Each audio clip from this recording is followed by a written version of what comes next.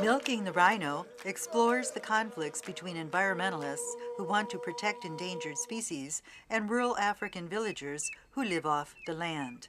With livestock and wildlife competing for the same land, the film tells the story of two of the Earth's ancient cattle cultures, the Maasai tribe of Kenya and the Himba of Namibia, as they struggle with the transformation from wildlife poachers to community-based conservation that benefits their community. Director David E. Simpson explains. For a long time they've suffered the costs, but they haven't reaped many of the benefits, which is why they've had a very adversarial relationship, many rural Africans, to wildlife. At first, the villagers were very skeptical about protecting wildlife. Then, their livestock was devastated during a disastrous drought. The Maasai Il-Ngwisi adopted a radical plan to bring back the wildlife and open an ecotourism lodge. Director David E. Simpson says they couldn't believe it was possible until their neighbor provided an example. And through the intervention of a neighbor of theirs, a white rancher who had turned his cattle ranch into a conservation area and was making a good profit. So it was through that relationship that these folk at Il-Ngwisi became convinced that they should try this. And they did that. They sequestered their cattle in 20% of their land and regrew the habitat in the rest, and the wildlife came back. The tourists are flocking to this award-winning lodge that they've built, and it's a real success story. Omni, a black rhino, was adopted by the community as a baby because his mother was blind. Now, Omni has grown up to be the star attraction with tourists. The villagers are now recognizing that wildlife can be an asset rather than a threat to their cattle and their livelihood. The director, Simpson, explains. And that's all starting to change now, so they're trying to find ways to benefit from the wildlife. In other words, to milk the rhino, to reap some benefits from Most of the people in the Kenya Il-Ngwisi are in favor of the Conservation Ecotourism Lodge because the community is finally getting some tangible benefits, according to Simpson.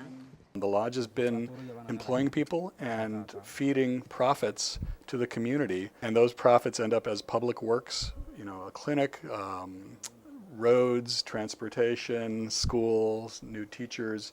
So there's all sorts of benefits that they see that are really tangible.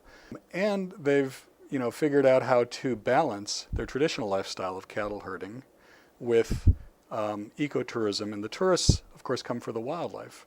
In Namibia, the benefits are not as tangible because the community commitment to conservation is not as highly evolved.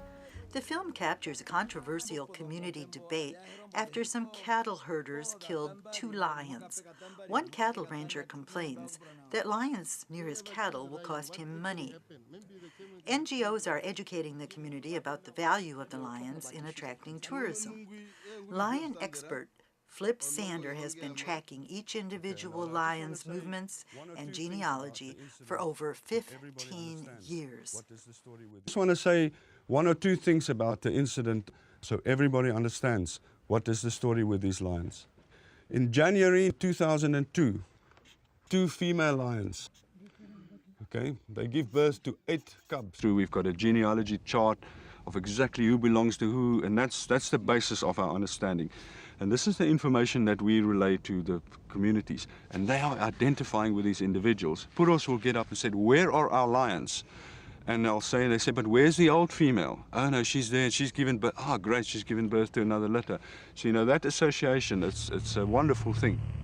Simpson's film captures the evolution as a more conservation-minded villager argues that if a lion is threatening the cattle, the community could sell a permit to a trophy hunter for $5,000 and bring real economic benefits to the community. So they're just, they're trying to work it out, and that's what's fascinating to me as a filmmaker.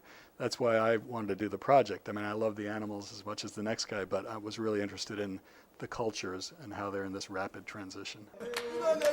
Milking the Rhino is a documentary that challenges perceptions of rural Africans' relationship to wildlife.